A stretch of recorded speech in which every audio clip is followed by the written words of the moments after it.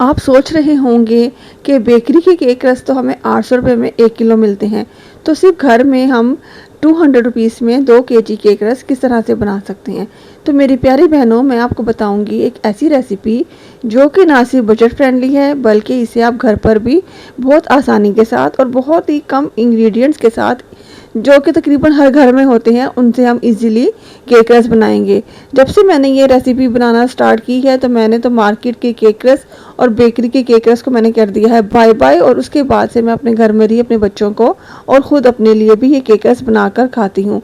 ये इतने मज़ेदार और इतने आसान है ना कि आप इसको झटपट बहुत जल्दी में बना लेंगे, और इतने ज़्यादा क्रंची हैं और इतने क्रिस्पी हैं कि आप इसको एयर टाइट जार में 1 माह तक ईज़िली स्टोर कर कर खा सकती हैं। बल्कि ये तो 1 माह तक बचेंगे ही नहीं, ये इतने मज़ेदार हैं कि आपके बच्चे और आप जो है ना फटाफट से इसको खा लेंगे। आप इसको खाए बगैर रह ही नहीं पाएंगे। और अगर आपने एक दफ़ा इसको बनाकर खा लिया तो आप मार्केट के केक रस और बेकरी के केक रस को भूल जाएंगी। तो अगर आप भी बजट फ्रेंडली हैं और बचत करना चाहती हैं तो ये वीडियो जो है ना एंड तक ज़रूर देखिएगा बगैर स्किप किए। तो मैं हूँ सोफ़िया और वेलकम करती हूँ आपको सोफ़िया आमिर व्लॉग्स में। कैसे हैं आप सब लोग? उम्मीद करती हूँ आप सब ठीक होंगे और मैं भी अल्लाह के फजल से बिल्कुल ठीक ठाक हूँ। तो चलिए जी अपनी व्लॉग को स्टार्ट करते हैं। So let's get started. तो जिस यहाँ पर ना सबसे पहले मैंने अपने घर के जो जितने भी काम थे ना, मैंने फटाफट से उनको कर लिया था ताकि मैं इजीली जो है ना बेकिंग कर सकूँ। मैं जो अपना टाइम मैनेज करती हूँ ना हर चीज़ के लिए, मैंने डिफरेंट यानी कि टाइम रखे हुए हैं। मैं अपने टाइम पर ही अल्हम्दुलिल्लाह सारे काम जो है मैनेज कर लेती हूँ अच्छे तरीके के साथ। यहाँ पर मैंने अपने घर के जितने भी ज़रूरी काम थे उन सब को मैंने मैनेज कर लिया था, और सब क्लीनिंग, डस्टिंग और जितने भी मैंने खाना छाना था सब कुछ बनाकर रेडी कर लिया था। तो आप भी ना टाइम मैनेजमेंट का बहुत ज़्यादा ख्याल रखा करें, अपने टाइम के अकॉर्डिंग जो है ना सारे काम किया करें। इस तरह आपको अपने आप को रिलैक्स करने का भी टाइम मिल जाएगा। तो जी यहाँ पर मैंने पहले ही सोचा हुआ था कि आज मैंने बेकिंग करनी है, क्योंकि बेकिंग जो है ना एक ऐसा काम है जिसे हम अपने फुल मोहब्बत के साथ और पेशेंस के साथ किया जाता है। क्योंकि बेकिंग जो है ना फटाफट से एक झटपट सी एक प्रोसेस नहीं है। जिस तरह हम खाना पकाते हैं तो वो एक झटपट सा एक रूटीन का काम है, लेकिन जो बेकिंग है ना इसके लिए हमें फुल पेशेंस चाहिए। इसके लिए हमारे अपने माइंड को रिलैक्स का होना चाहिए, और इसकी कुछ टिप्स होती हैं जिनको अगर हम प्रॉपरली फॉलो करेंगे तो हमारी जो बेकिंग है ना वो परफेक्ट बनेगी। बल्कि बेकरी से और रेस्टोरेंट में जो हम पिज़्ज़ा वगैरह खाते हैं या कुछ भी हम खाते हैं उससे 100% जो है ना बेटर ही घर पे रिज़ल्ट आता है, अगर आप इसको बहुत एहतियात के साथ और फुल टिप्स को फॉलो करके बनाएं तो जी सबसे पहले हम बनाएंगे केक रस के लिए केक। तो केक बनाने के लिए यहाँ पर मैंने लिया है 2 कप मैदा, जिसको मैंने अच्छी तरह से छान लिया था। उसके बाद मैंने 1 कप चीनी ली है और 1 कप मैंने यहाँ पर ऑयल लिया है, 6 अंडे लिए हैं, और इसमें मैंने जो 2 टीस्पून था ना वो मैंने लिया है बेकिंग पाउडर और थोड़ा सा फूड कलर जो था ना मैंने यहाँ पर जर्दा रंग लिया है, जिसे हम जर्दा बनाते हैं ना, जर्दा रंगी वो वाला है। तो यहाँ पर मैदे में हम जर्दा रंग और जो था ना बेकिंग पाउडर वो मैंने इसको ऐड करके यहाँ पर मैं इसको विस्क के साथ अच्छी तरह से मिक्स कर लूँगी। और फिर यहाँ पर हम 1 बाय 1 जो है अंडे डालेंगे। अंडे जो हमने डालने हैं ना वो हमने अलग लेके, यानी कि एक अंडा तोड़कर हमने बाउल में ऐड करना है, ताकि अगर कोई अंडा ख़राब निकले तो हमारे सारे जो अंडे हैं ना वो ख़राब ना हो। और जो बाउल है ना वो बिल्कुल क्लीन होना चाहिए, नीट होना चाहिए, उसमें पानी का एक भी ड्रॉप नहीं होना चाहिए। और यहाँ पर 2 टीस्पून मैंने वनीला एसेंस ऐड किया है, और यहाँ पर 1 कप जो है मैंने शुगर ऐड किया है, और यहाँ पर 2 चुटकियाँ जो है नमक ऐड किया है। अब हम इसको हैंड जो बीटर है उससे हम यानी कि हल्का सा हम इसको मिक्स करेंगे, ताकि जो चीनी है ना वो बीटर जब हम ऑन करेंगे तो चीनी उड़ ना जाए। तो इसके लिए पहले हम इसको अच्छे से मिक्स कर लेंगे, उसके बाद जो है ना हम बीटर को ऑन करेंगे, और यहाँ पर हम इसको बीट करते जाएंगे। इतना हम बीट करेंगे कि जो चीनी है वो अच्छे से डिज़ोल्व हो जाए। तो अगर आप बिगनर हैं और आपको जो है ना अभी बेकिंग नहीं आती, तो मैं यहाँ पर आपको सजेस्ट करूँगी कि आप जो शुगर है ना पहले आप 1 कप जो है मैयर कर लें।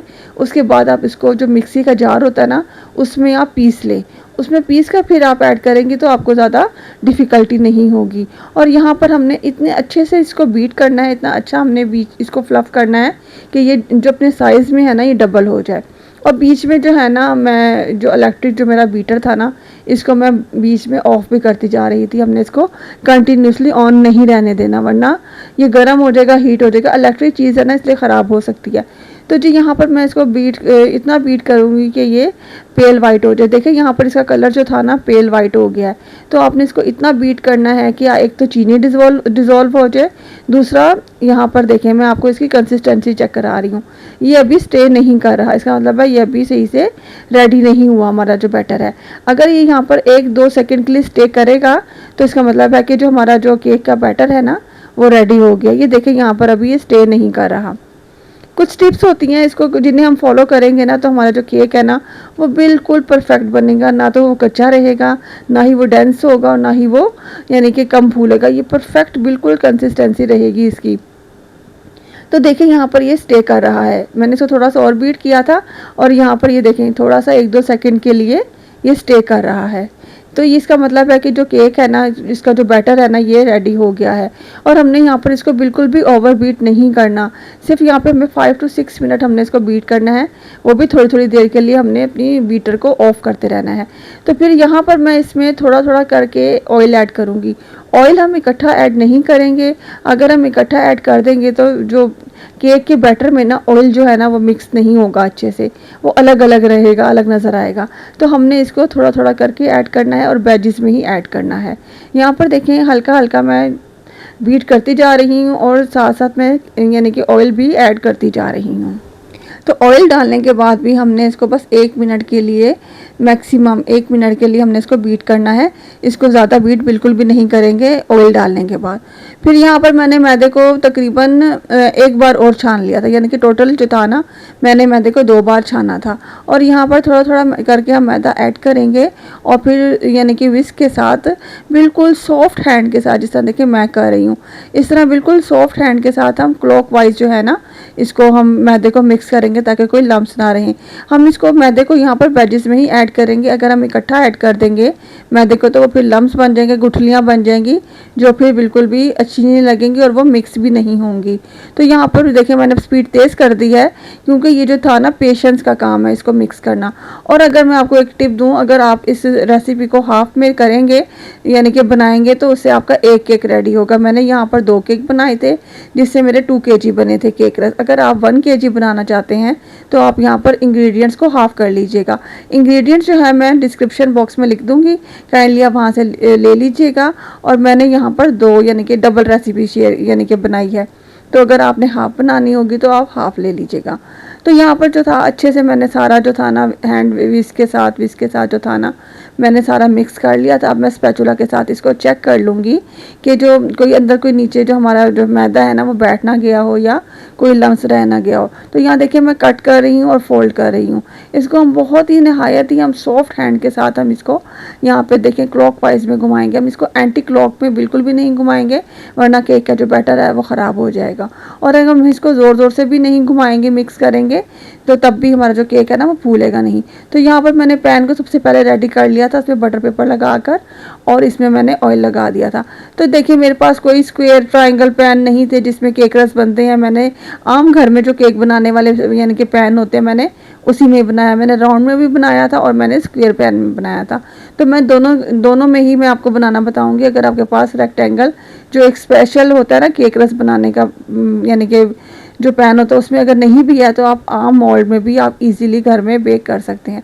तो यहाँ पर मैं हाफ जो है मुझे आइडिया हो चुका है, मैं बनाती रहती हूँ तो मुझे पता है कि हाफ जो है ना इसमें मैंने किस तरह से करना है। अगर आपको बिल्कुल भी आइडिया नहीं है तो आप इस रेसिपी को हाफ क्वांटिटी में कर लीजिएगा।